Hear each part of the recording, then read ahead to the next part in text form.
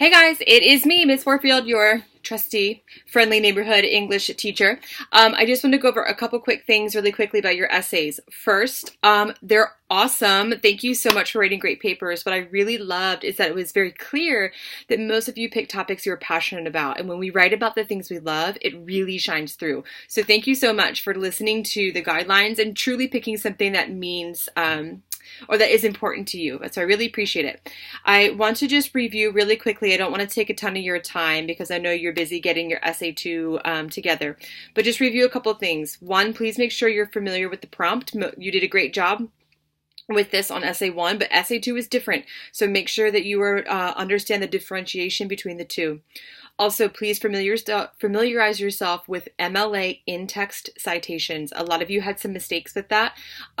Generally, the rule of thumb for MLA in-text citations is author, last name, and page number. There are some caveats to that in case you don't have the last name or page number. So you'll have to look at an MLA guide to see what to do. The reason why I don't have the answers for you is because those sorts of caveats, what to do, are contingent upon the source that you have. So I can't really tell you what to do.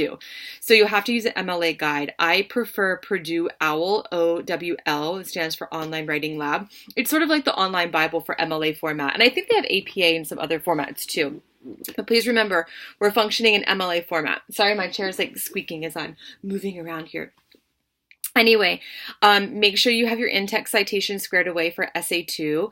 Also, I know I'm asking you to write about topics you're passionate about, but that also means that you have to make sure they're accessible to an audience that is not familiar with that field of research. So for example, I'm an English and a yoga teacher, and I read these awesome essays full of data and information, and I was like, it's the first time I've ever heard any of this information before. I feel a little lost.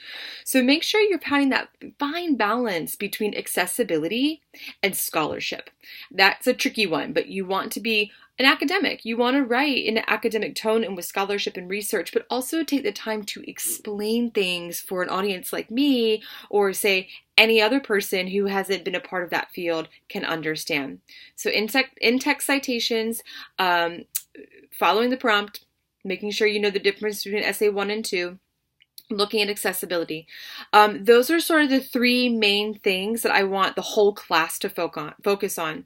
In terms of what you need to do individually, when you go to your grade, I attached a rubric. Anything that's highlighted, I left comments by. Please read that and look at my comments. If you have questions, please let me know. Remember, I am always under the assumption that you know what is going on unless you ask me questions. I don't know otherwise. So if you have questions about the feedback, please let me know. I also want to just note that I'm sorry that the rubric is a little funky. This is like my week of technology meltdown, and for some reason the nice pretty chart that I had made, it's like all messed up. I don't understand. So I did the best I could. If you have questions or if it's not clear, please let me know. Your grade is on Blackboard. Your feedback is on that document. I'm looking forward to reading essay 2. If you have questions, please let me know. Have a wonderful day, and we will chat with our essay 2 feedback. Bye.